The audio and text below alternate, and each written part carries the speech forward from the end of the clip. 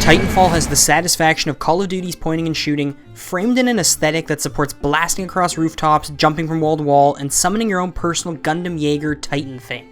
It is a lot of fun. A lot. In a strictly minute-to-minute sense, Titanfall is a lone wolf shooter. You can't take very many hits, there aren't any vehicles beyond the Titans themselves, and there's no way to revive a squadmate. They kinda just revive on their own in a matter of seconds. And yet, it offers an exhilarating team-based environment by layering smaller objectives and obstacles onto everything. Even if you can't win a shootout to save your life, there are no shortages of ways to contribute to the team. The levels are populated with AI-controlled grunts that don't pose much of a threat, but still count towards the team's overall score.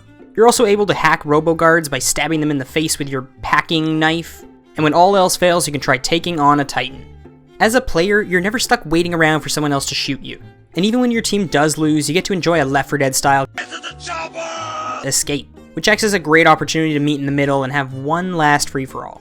All of this is matched up with a cobbled together sci-fi look that works really well to communicate the stakes of the universe, which is handy because the actual campaign story is hilariously bad at explaining anything. One of the cool things that the game does in a regular multiplayer match is have a voiceover tell you how many minutes are left until your Titan is ready, or keep you posted on how well your team is doing overall. In the game's campaign mode, you're ostensibly playing a normal match of multiplayer, except there's additional dialogue blanketed on top of everything. It's hard enough to follow a voiceover so completely unrelated to what you're actually doing in the game, but when you do have a chance to tune in, you are treated to military personnel who bicker about the sacrifices of war. It's all extraordinarily flimsy. Occasionally, the story creeps into so bad that it's good territory, but overall the plot does a disservice to the game's excellent art and design work.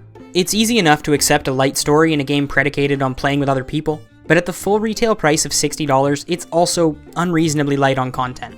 With the exception of Last Titan Standing, which starts everyone in their Titan and might be the game's most strategic mode, there isn't much beyond the tired team deathmatch, domination, and capture the flag.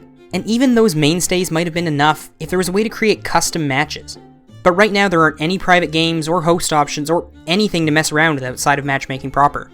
But all things said and done, I haven't been this excited about a multiplayer shooter in a long time. Even the opening moments of a match are thrilling.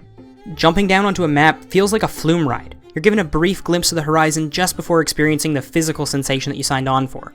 So much of the game's core gameplay feels just right, enough so that on winning rounds it's easy to forgo shooting and just run along walls appreciating how well designed each map is. It has a long way to go, and I have no doubt that a sequel will vastly improve upon what's offered here. But as it is, Titanfall is so much fun that it's just easy to recommend.